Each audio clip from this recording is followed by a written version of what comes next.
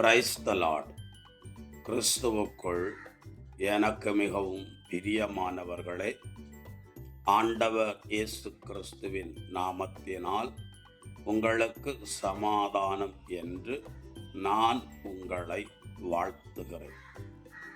உலகம் கொடுக்க முடியாத சமாதானத்தை நம் ஆண்டவர் இயேசு நமக்கு தருகிறவர் என்று வேதத்திலே எழுதப்பட்டிருக்கிறது.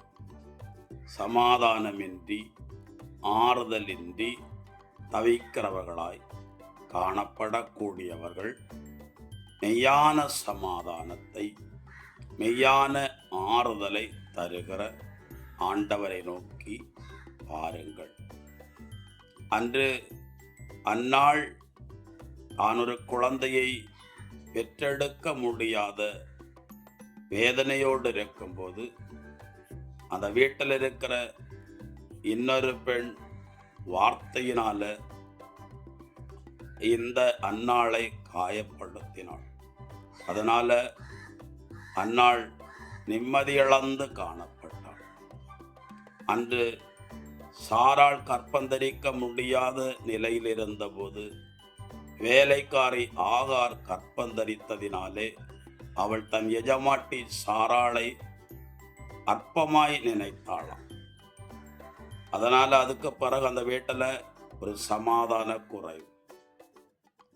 பிரியமானவர்களே, இன்று ஏதோ ஒரு நபரால, ஒரு சூழ்நிலையினால சமாதானத்தை இழந்து காணப்படலாம்.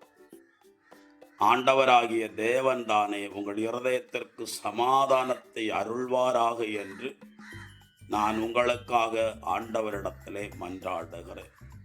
நீங்களும் அந்த சமாதானத்தை பெற்றுக்கொள்வதற்கு தகுதியாய் காணப்படுங்கள். ஏனென்றால் நீங்கள் கூறின சமாதானம் அவர்களிடத்திலே தங்கும் என்று ஆண்டவர் சொல்லி இருக்கிறார். சமாதானத்திற்குரியவன் அந்த இடத்தில் இருந்தால் நீங்கள் கூறின சமாதானம் அவர்களிடத்திலே தங்கும். இல்லாவிட்டால் அது உங்களிடத்தில் திரும்ப வரும் என்று ஆண்டவர் சொல்லி இருக்கிறார். ஆகவே நீங்களும் சில நன்மைகளை பெற்றுக்கொள்ள, சுகத்தை பெற்றுக்கொள்ள, சமாதானத்தை பெற்றுக்கொள்ள நீங்களும் ஆயத்தம் உள்ளவர்களாய் காணப்படுங்கள். ஏனோதானோ என்று இருந்து விடாதீர்கள். ஆயத்தத்தோடு தேவ சமூகத்திலிருந்து நன்மைகளை பெற்றுக்கொள்ள நீங்கள் உங்களை ஒப்புக்கொள்ளுங்கள். ஆண்டவர் உங்களை ஆசீர்வதிப்பார். God bless you. சமாதானம்.